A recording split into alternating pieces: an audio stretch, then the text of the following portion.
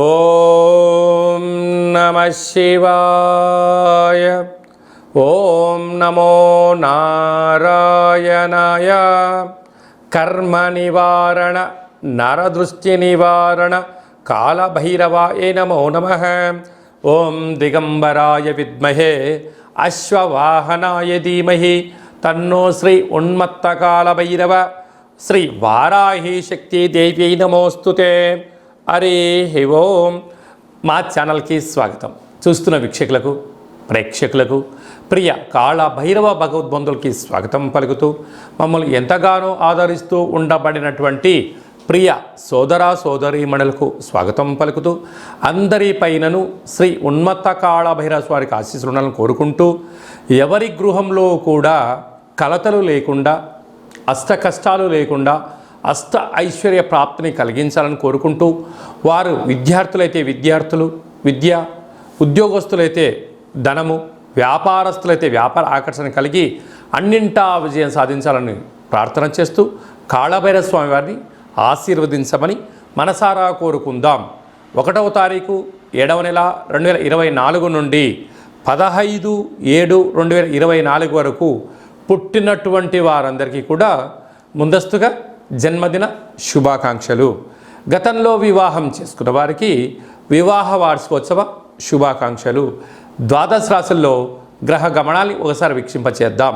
మేషరాశిలో కుజ భగవానుడు స్వక్షేత్ర సంచార స్థితి, వృషభ రాశిలో దేవగురు బృహస్పతి సంచార స్థితి, మిథున రాశిలో రవి శుక్ర సంచార స్థితి, కర్కాటక రాశిలో బుధ సంచార స్థితి, కన్యరాశిలో కేతు సంచార స్థితి, కుంభరాశిలో శని భగవానుడు స్వక్షేత్ర సంచార స్థితి, మీనరాశిలో రాహు సంచార స్థితితో ద్వాదశ రాశుల్లో గ్రహ గమనాలు ఈ విధంగా ఉన్నాయి.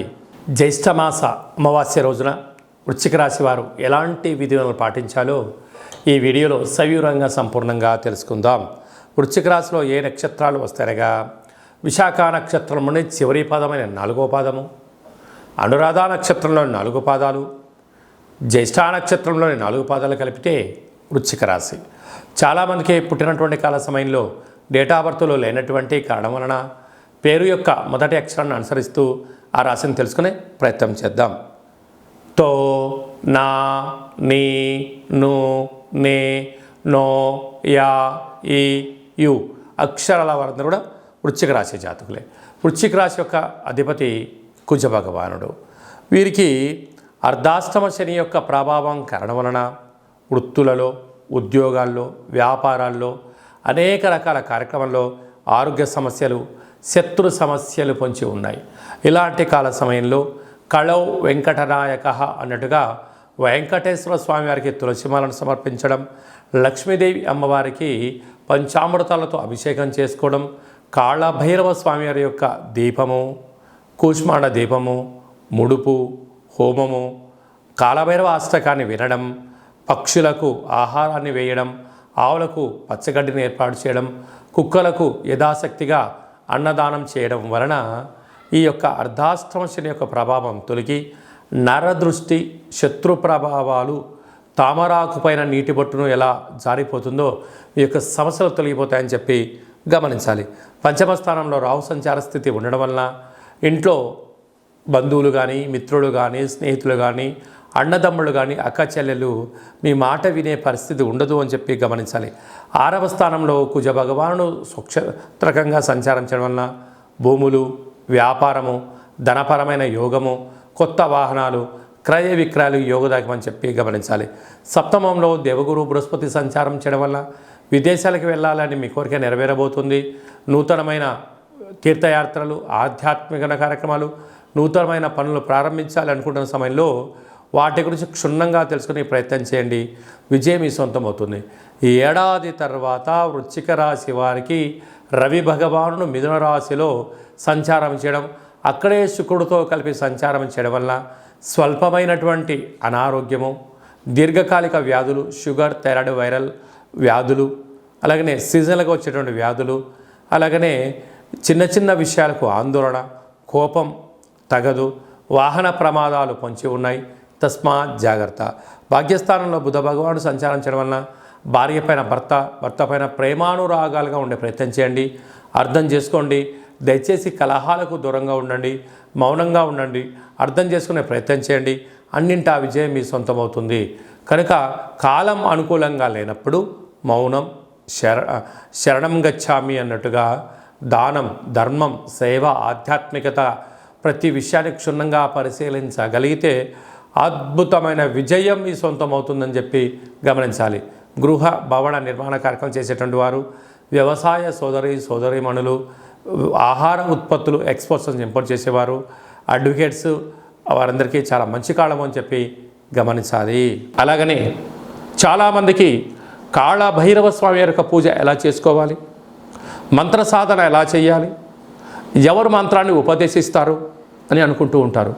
వారందరికీ మన యొక్క దేవాలయంలో కాళభైరవ యొక్క పూజా విధానాన్ని, అష్టమి తిథి యందు ఎలాంటి కార్యక్రమాలు ఆచరింపచేయాలి, పూర్ణిమ రోజు ఎలాంటి కార్యక్రమాలు ఆచరింపచేసుకోవాలి, అమావాస్య తిథి యందు ఏమి చేయొచ్చు, ఏమి చేయకూడదో కాళభైరవ మంత్ర ఉపదేశాన్ని ఇస్తూ మీరు విజయం సాధించేంత వరకు మన యొక్క దేవాలయంలో అన్ని సలహాలు సూచనలు ఇవ్వడం కూడా జరుగుతుంది. విశేషంగా చాలామందికి వాస్తు, జ్యోతిష్యం తెలుసుకోవాలి, నేర్చుకోవాలి అనుకుంటున్నారా? మన యొక్క దేవాలయంలో వాస్తు, జ్యోతిష్యం తరగతులు చెప్పడం జరుగుతుంది. ఆసక్తి గలవారు ఈ కింద సంప్రదించినట్లయితే వాస్తు, జ్యోతిష్యాన్ని నేర్పించడం జరుగుతుంది. మీ యొక్క సొంత జాతకాన్ని, మీ యొక్క బంధుమిత్రుల జాతకాన్ని మీరు తెలుసుకొని ఉండబడినటువంటి ఇబ్బందులను ఎలా తొలగించుకోవాలో కూడా నేర్పించడం జరుగుతుందని చెప్పి గమనించాలి. అలాగనే మీరు కొత్తగా వాహనాన్ని కొనాలనుకుంటున్నారా? బైక్ కానీ, కారు కానీ, పెద్ద వాహనాలు కానీ కొన్న తర్వాత మీ యొక్క జాతకరీత్యా ఎలాంటి రంగులు, ఎలాంటి ఫ్యాన్సీ నెంబర్ తీసుకోగలగాలి, ఏ నెంబరు లక్కీ నెంబరు అనేటువంటి వాహనాల యొక్క కొనుగోలు చేసేటప్పుడు ఎలాంటి విధులను పాటించాలో కూడా తెలుసుకోవాలి అనుకుంటున్న వారు ఈ కింది నెంబర్ సంప్రదించగలరు. అలాగనే ఈ మాసంలో మీ పుట్టినరోజు ఉంది. పుట్టినరోజు మనం ఎలాంటి విధులను పాటించాలి, మన జాతకరీత్యా ఏ పనులు చేయాలి అనుకుంటున్న వారందరూ కూడా మీ బర్త్డేను వాట్సాప్లో పంపించగలిగినట్లయితే మన యొక్క దేవాలయంలో సహస్ర నర్మదా శివలింగేశ్వర స్వామివారికి 12 శివలింగాలకు మీ యొక్క జన్మదిన శుభ సందర్భంగా అభిషేకం చేయించడము, కాళభైరవ హోమం చేయించడము, మీకు వీడియో కాల్ చేయించడము, ప్రసాదాన్ని కూడా పంపించడం జరుగుతుంది. అలాగనే మీ మ్యారేజ్ డే జరుపుకుంటున్నారా? కనుక మ్యారేజ్ డే ఎలా జరుపుకోవాలి, నూతన వస్త్రాలు ధరింపజేసిన తర్వాత ఒక లక్ష్మీ గణపతి హోమం, ఆయుష రుద్ర హోమం మన దేవాలయంలో చేయించడం జరుగుతుంది. మీ యొక్క పేరు పైన అన్నదానం కూడా చేయించడం జరుగుతుంది. కనుక మీ పుట్టినరోజు కానీ, మ్యారేజ్ డే కానీ, మీ ఫరములు కానీ, సంస్థలు కానీ, ఫ్యాక్టరీలు ప్రారంభించినటువంటి రోజున మీ యొక్క పేరు పైన కాళభైరవ హోమము, పుష్పాణ దీపము, ఆయుష రుద్ర హోమం చేయించి ప్రసాదం పంపించడం జరుగుతుంది. కనుక ఆసక్తి గలవారు ఈ కింద సంప్రదించి అపాయింట్మెంట్ తీసుకొని సంప్రదించగలరు. అందరికీ శుభం, జయం, లాభం కలగాలని కోరుకుంటూ ఆశీర్వచనం. ఓం శతమానం భవతి శతాయు పురుష సతేంద్రియ ఆయుష్యేవేంద్రియే ప్రతిష్టతి ధనం ధాన్యం బహుపుత్రలాభం శత సంవత్సరం దీర్ఘమాయు సర్వే జనా సుఖినో భవంతు లోకా సమస్తా సుఖినో భవంతు సర్వం శివార్పణమస్తు. ఈ వీడియో మీకు నచ్చినట్టయితే లైక్ చేయండి, షేర్ చేయండి, మా ఛానల్ని సబ్స్క్రైబ్ చేసుకోండి. మేము చేస్తున్న ఆధ్యాత్మికమైన వీడియోలు అందరికన్నా ముందు మీరు చూడాలి అనుకుంటున్నట్టయితే గంట సింబల్ ప్రెస్ చేయండి, పైన ఆల్ అనే బటన్ కూడా తెలియచేయండి.